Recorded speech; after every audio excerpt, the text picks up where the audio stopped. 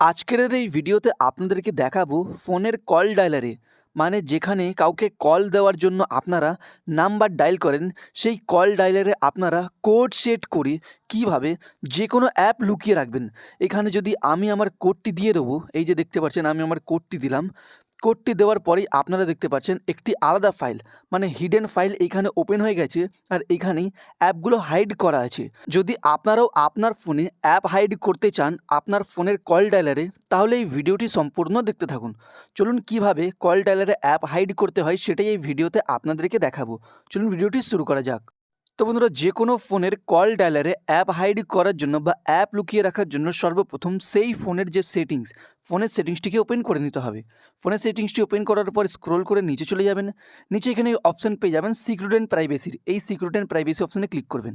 Click করার পর আপনার সামনে এরকম ইন্টারফেস ওপেন হবে। আবার স্ক্রোল করে নিচে চলে যাবেন।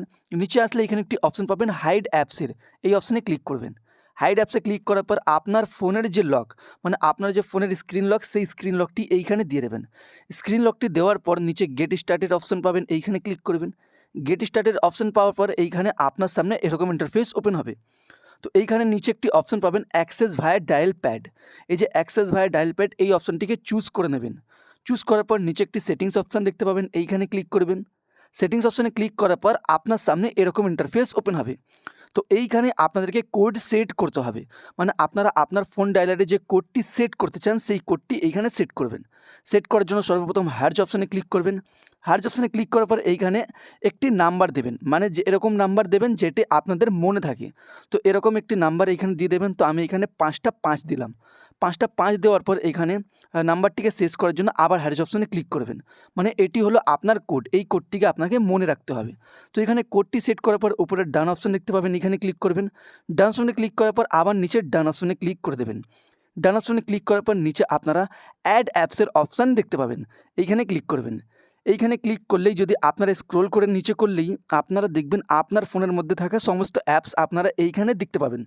তো এখান থেকে যে কোনো অ্যাপসকে আপনারা কল ডায়ালারে লুকিয়ে রাখতে পারবেন। তো অ্যাপসগুলিকে কল ডায়ালারে লুকিয়ে রাখার জন্য এই সার্চ অপশানে ক্লিক করে অ্যাপসের নাম শুধু লিখবেন। এখানে যেরকম ফেসবুক লিখলাম তো ফেসবুক এসে গেছে। ফেসবুকের পাশে এই যে অপশানটি দেখতে পাবেন এইটিকে অন করে দেবেন। এইভাবেই আপনারা যে যে অ্যাপসগুলিকে আপনারা ফোনের কল ডায়ালারে লুকিয়ে রাখতে চান বা হাইড করে রাখতে চান সেসব অ্যাপসের নাম লেখার পর ওর পাশে যে অপশানটি আছে এটিকে অন করে দেবেন। তো এখান থেকে আমি কিছু অ্যাপসগুলির মধ্যে এই অপশানটিকে অন করে দেবো। তো আমি এখানে ফেসবুক, ইনস্টাগ্রাম আর ফ্রি ফায়ার এই 3টি অ্যাপের মধ্যে এই অপশানটি অন করে দিলাম। তো এবার আমি ডাইরেক্ট কেটে আমার ফোনের হোম পেজে চলে যাব। তো এবার যদি আপনারা সেসব অ্যাপসগুলিকে ইউজ করতে চান বা ব্যবহার করতে চান তো তার জন্য আপনার ফোনের কলটিকে ওপেন করার পর কল ডায়ালারটিকে ওপেন করে নিতে হবে। কল ডায়ালারটি ওপেন করার পর আপনারা যে সেটিংসে যে কোডটিকে সেট করেছিলেন সেই কোডটি এইখানে দিয়ে দেবেন।